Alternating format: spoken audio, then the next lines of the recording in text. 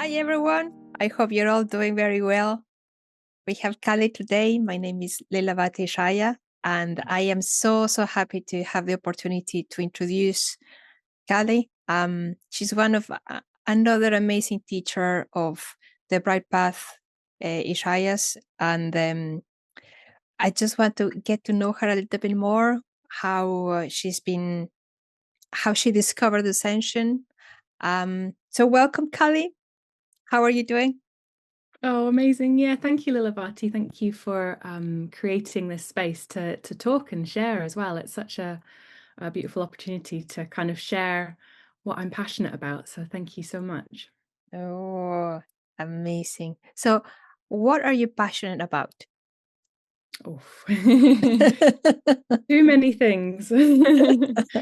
Oh yeah, well, I mean, passion is amazing. Passion is what drives us. It's what gets us up in the morning. It's what keeps us going when things are tough, I think. So to me, passion is really important, and I feel very, very blessed because for whatever reason, I've always had a lot of passion. I know sometimes that is something that people struggle with, but for me, it's always been right under the surface.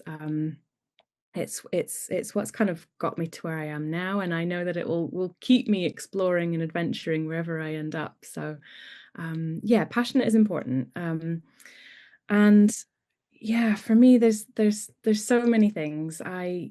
This teaching Ascension has kind of been a real game changer for me. It's something that I'm really excited about, and I can see how much it impacts not only my experience but the people that are playing with this teaching. And equally, there's so many things that I'm exploring out in the world as well, with the work that I do professionally. And what I'm finding exciting at the moment is how these two worlds are intersecting, and what's emerging from perhaps playing a bit of a bridge between the worlds that I'm working in professionally and as an Ishaya monk, this teaching that we're exploring. And yeah, I'm just really excited about what's emerging there for me at the moment. Fabulous, Kali. And well, would you like to share a little bit how did you find Ascension? Like, in which part of your life you found it, or maybe it found you? How did it happen for you? Yeah, I think ultimately, I didn't have a choice in it. I think, it was it wasn't what I expected in any way, and perhaps that's a good thing. Quite often the best things are. But I think on another level, there was probably some kind of quite clear things that were happening in my life at the time, that maybe made me more open to it at the time, and made me perhaps stick with it and explore it a bit more than other things that I'd tried as well. I think if I summed it up in a nutshell, it was probably, a great degree of personal challenge and suffering that came with that.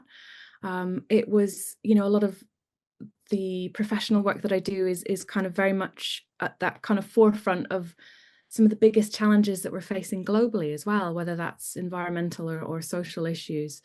And then I think beyond that as well, just this kind of deep yearning, this deep desire for truth, and not just little truth, but big T truth. What is at the root of everything, of my experience of life, of all those big questions. So I think if I summed it up in a nutshell, that's probably what I would say. But I'm happy to unpack that a little bit as well. And I think, in the work that I'm doing at the moment, the term polycrisis is used a lot. I think it's a really interesting word that some of you might have heard of before. But to me, it's very much about all, the time that we're living in now. There's this kind of massive convergence of all these different crises on different levels. And that can be personally in our personal lives, but also just in the world, whether that's political, economic, social, environmental. There's a lot going on. Yeah. And I think in the world that we live in now as well, that the nature of these problems has shifted to something that is different to maybe what we've experienced in past times. When we look back at the history of humanity, I think something that characterizes the challenges that we face today is deep complexity, for example, all these different moving parts. There is no longer these kind of clear one-size-fits-all solutions to the challenges that we're experiencing. And I think that is a really interesting thing, because I think that opens up this kind of fertile ground for exploring things differently. And that's not to say that it's easy in any way, but I think for me, for example, personally in my life, when I came to Ascension, I'd experienced a lot of deep challenges with my health, for example, and then all the things that come with that, whether that's the collapse of relationships or kind of living situations or careers, all that kind of thing.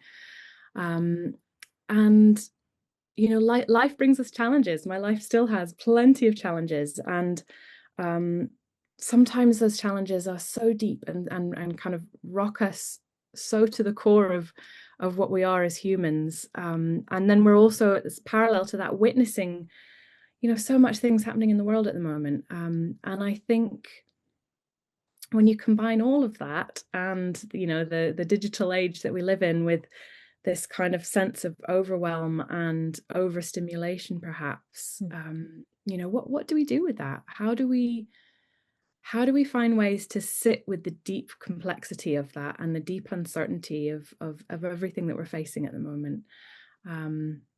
And so I think for me, that was something that really drove me on this quest to kind of explore different teachings, different philosophies, different modes of practice. I've always had a sense that there was a need to go inwards. It wasn't just about running around trying to fix everything on the outside in our world, but that it was an inside job. But again, what does that even mean? I explored many different things, eventually came to Ascension, or rather it came to me. I was frog marched by some friends onto a course, and I'm very grateful for them. And it was like something shifted immediately. It was like that itch that you've been trying to scratch forever was suddenly, I found the spot and I was able to scratch it, and I haven't stopped scratching it, I think, with this practice. That's a funny analogy. Thank you, But there's deep relief that comes with that as well, isn't there? Oh, yes. It's gone. What is gone is gone.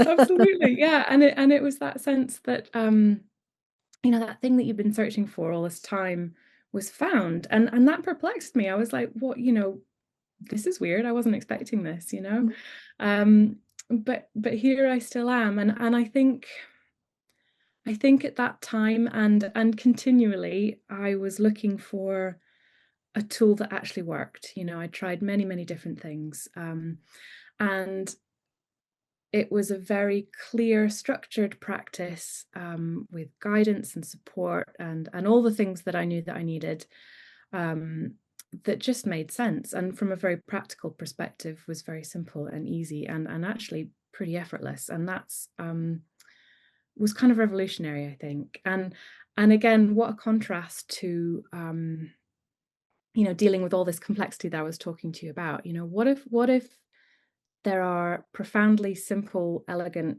ways that we can work with that complexity, for example, through this practice. And that got me excited, because very quickly I could see that my relationship to all the challenges I was facing in life was shifting and changing. And to have that space open up to be able to not deny the challenges that I was facing, but to be able to step towards them and ultimately to learn to step through them. And I think that it's so easy to not want to do that. But when you have the right tools and the right practices and the right support, that process of stepping towards these challenges and again, ultimately stepping beyond them, actually suddenly becomes very simple. And that's not to diminish the depth of some of the challenges that we can face in our personal lives and the world. But oh my gosh, what if there are tools out there that exist that can shift things in ways that we can't even yet imagine? And so that's what really got me excited, you know, and I think maybe on some simple level, it's about, you know, recognizing that there is the appearance of so much suffering in the world, and maybe it's not as necessary or as stuck as we maybe think it is, or have been led to believe anyway. And again, you know, it's impacted every area of my life, whether that's the work that I'm committed to doing, or my personal life, or just my everyday experience of the mundane things that we have to do in order to keep going, you know, doing the dishes, whatever.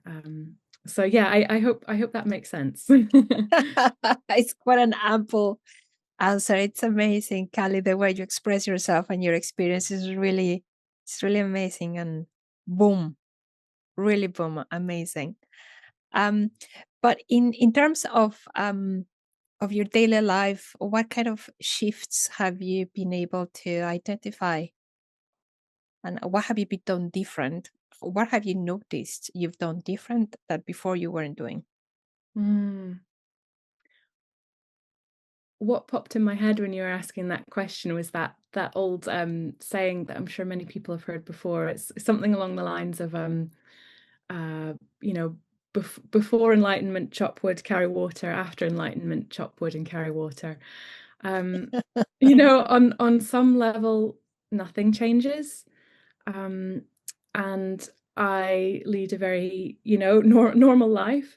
Um, on another level, everything changes, and I lead an incredible, extraordinary life. And I know that is a paradox, and it probably doesn't make any sense. But that is part of the beauty and the magic, I think, of exploring consciousness, and again, those bigger questions of who am I, or perhaps more accurately, what am I?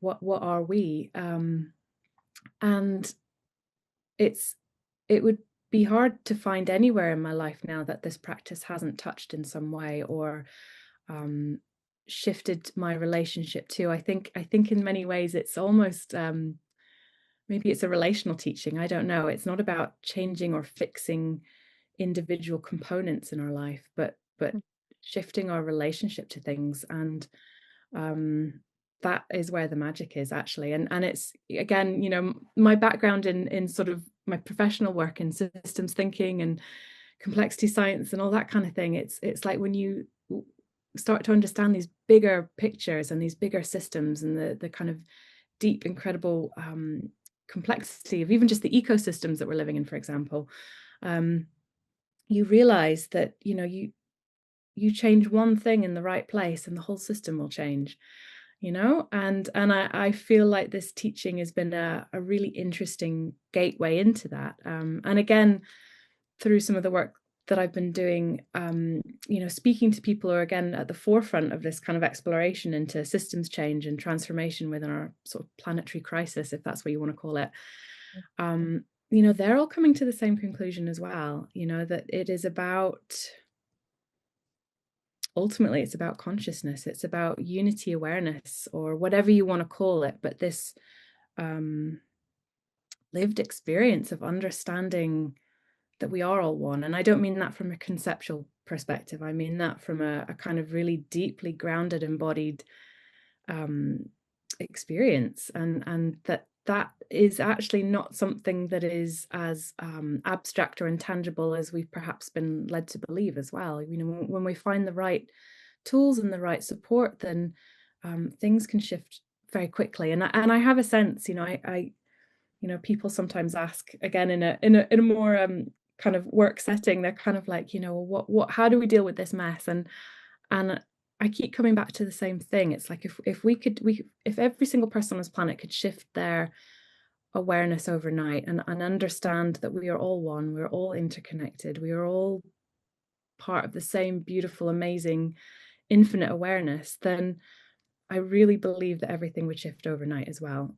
You know, like we would wake up on a different planet, you know, it would be that simple. So I get very excited by that. But again, it's like, you know, what does that mean? What are the practical ways that we can explore this? And again, that isn't always easy when we're faced with challenge and a world where we're, just struggling to pay the bills or whatever it is. It's very easy to downplay these bigger visions of things, I think, and forget that, yeah, there might be other ways of doing and seeing and perceiving the world around us. Mhm. Amazing. And would you mind giving us kind of an example of a shift, these tiny shifts that you were talking about in your own life? What has been that tiny shift that has kind of, in a domino effect, has affected other things? Mm. Gosh, I mean, there's so many different areas that I could bring up. I think I mentioned earlier on about one of the things that originally drew me to Ascension was experiencing these deep, deep health challenges that meant that, I mean, essentially, I was, cooped up in bed for a decade of kind Hmm. of, literally not being able to do anything. I remember. Yeah, and so again, I think when you're faced with these challenges that just strip everything out of your life, it's kind of you're left with these questions of what am I? Who am I? What is the point of all this? Why am I experiencing this? And I think one of the things that this practice very quickly showed me was, for example, what if all of these things that I'm experiencing, these deep challenges, are actually to benefit everyone, and again, it's flipping that relationship with what I was experiencing, that suddenly things started to move, unexpected things started to happen. um Again, I mentioned that it is, this notion of relationalness. I'm not sure if that's even a word, but it's about our relationship to things. It is now. um yeah, yeah, it is now.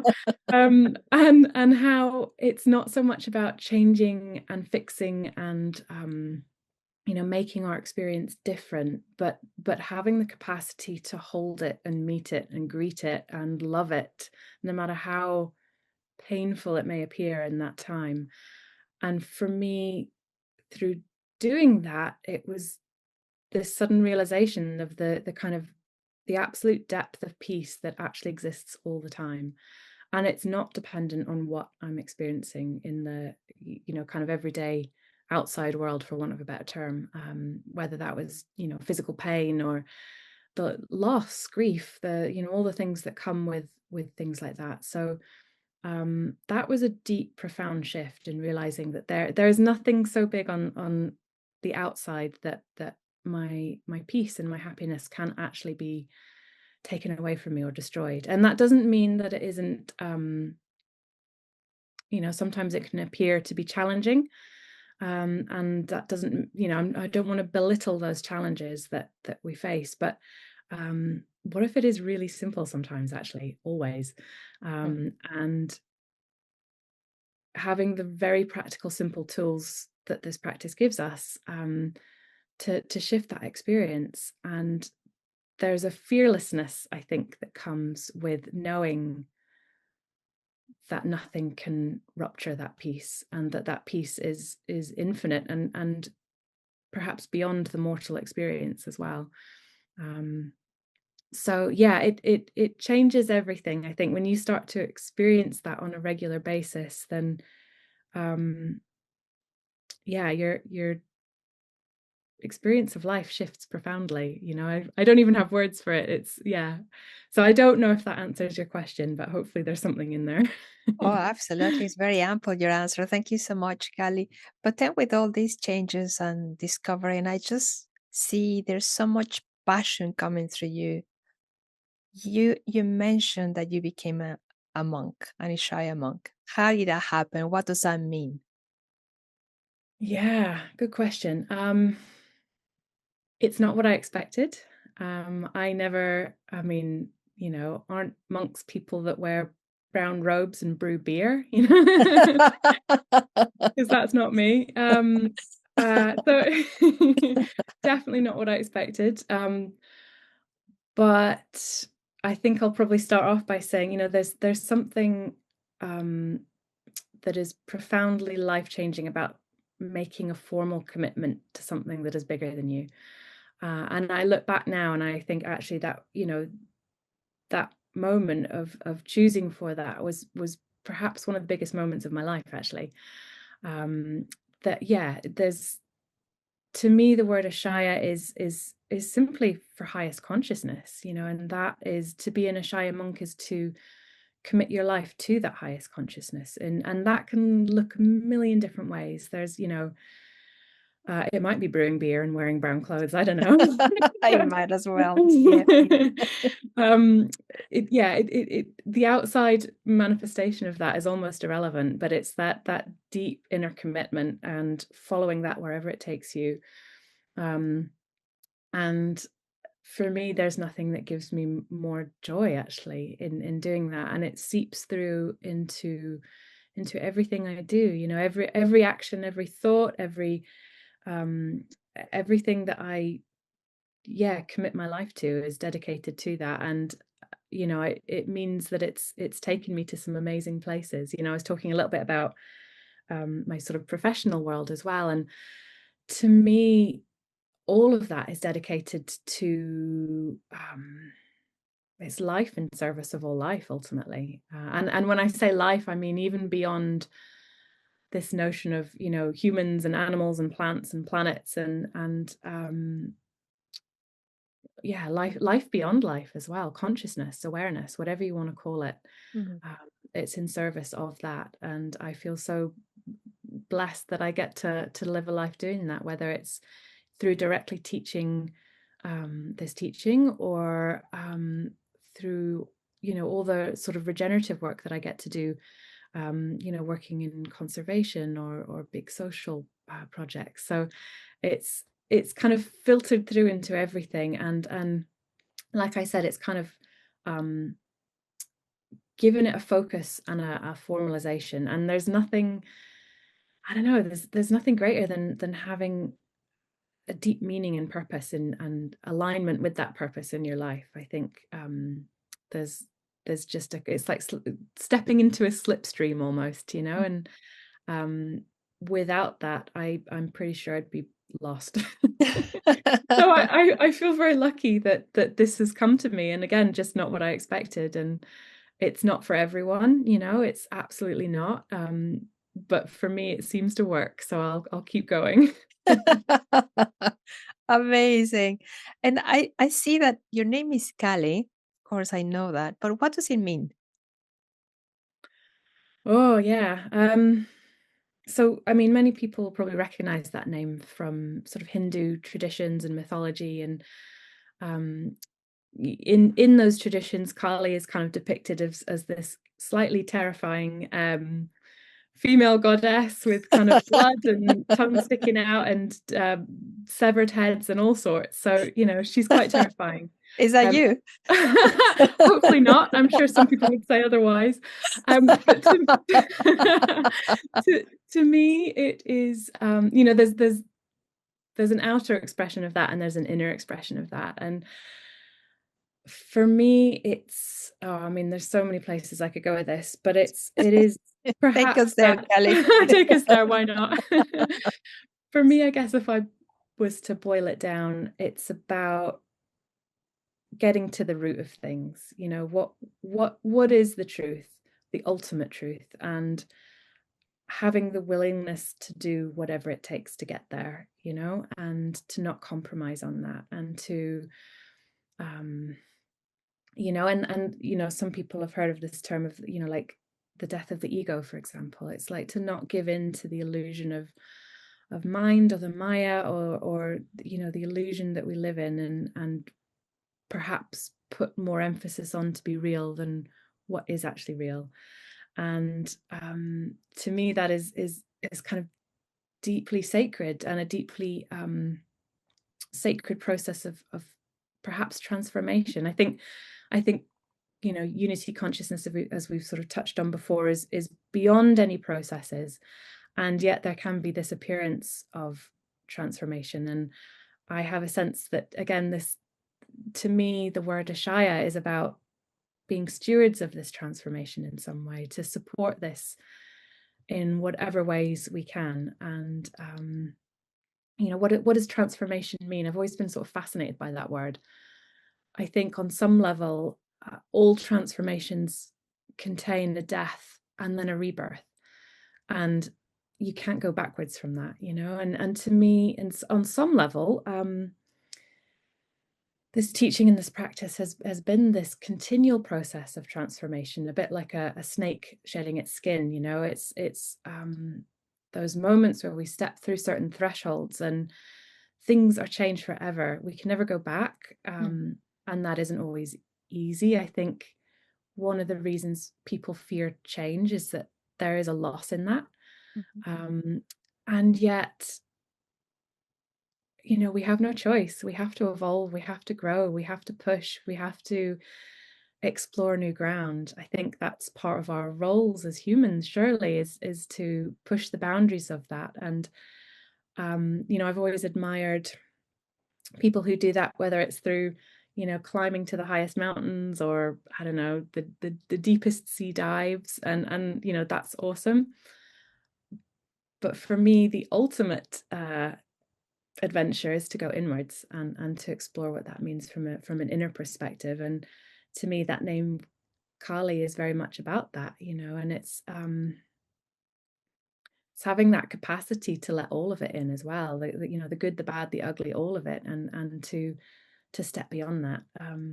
And that isn't always easy. I think it takes courage sometimes, you know. It's, we live in a world again which is so kind of obsessed with entertainment and not stepping towards anything that might even be a little bit uncomfortable. And that's not to say that this path is uncomfortable, because that's not my experience at all. In fact, quite the opposite. But I think we also have to not bury our heads in the sand sometimes, and to have the courage and the tools and the capacities to face these things that we are seeing in the world around us, I think is such a gift to the world. And to have really practical, effective, joyful ways of doing that is deeply necessary at this time. So I feel very grateful to have the tools and the capacities to play with this, and the community and the other people in my life that are playing with this also. It's an adventure.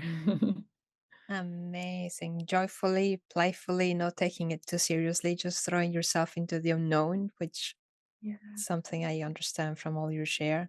The Yeah. unknown, right? It's just what's beyond that, what's beyond the mind, what's beyond the illusion, the Maya you were describing. Is a dive, is a going for more, is expanding and growing and realizing who we are ultimately, as you described the reality, the ultimate reality. Yeah, absolutely. Amazing. And it's just for itself, Hmm. right? Not for no one else. It's towards itself, for itself.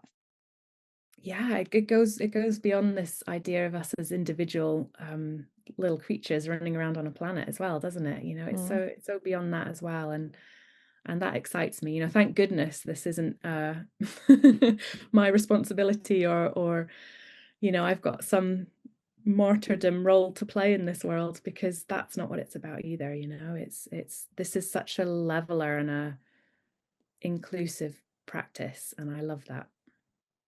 Absolutely. Now, I have a question for you. If there's perhaps other people listening to this chat with you, Kali, I'm sure maybe they want to be that, to what you just described. They want to go for it. They want to keep pushing that boundary. What message do you have for these people? Mm. I think guidance is important. I think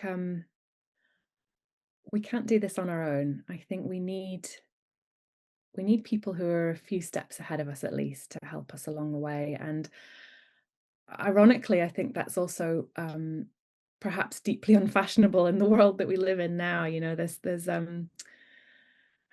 do I put it into words? It's like, you know, we're so encouraged to be autonomous and to you know, have all this choice over what we want to do with our lives, and there's nothing wrong with that. But I would say that equally there's a time and a place where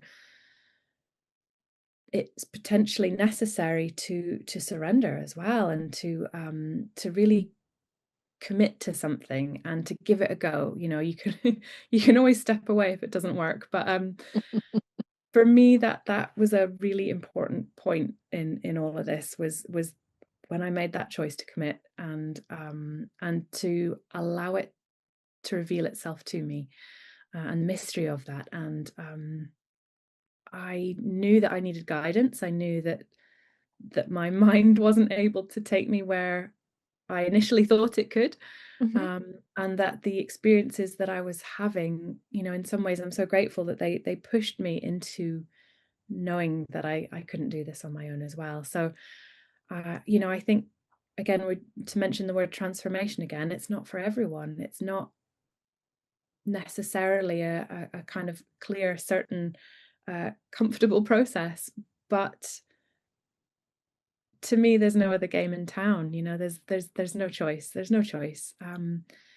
I think, you know, I get so interested in this idea of evolution and where humanity is going on the planet, and the strange dilemmas that we find ourselves in. And I feel like we don't have a choice anymore. You know, this is it. And so, you know, to commit to that, and to find a teaching, whatever that is for you, is a rare thing, actually. And, you know, even within the sort of community that you know is around this teaching, it's kind of, even within that, it's rare to find people who are just really wanting to go for it, you know, fully. And that's why, you know, I love hanging out with people like yourself, and you know, the other people that we walk with on this path, because it's so inspiring to see that commitment and how it can transform things and change things, and yeah, just step beyond everything that we perhaps thought was reality. And so I don't know, that might put some people off hearing that, I don't know, but that gets me excited. Oh, me too. And you have no idea, it's just the sweetest dance you could ever find. It's the sweetest thing, the returning, the remembering. It's sweet and it's easy and it's effortless.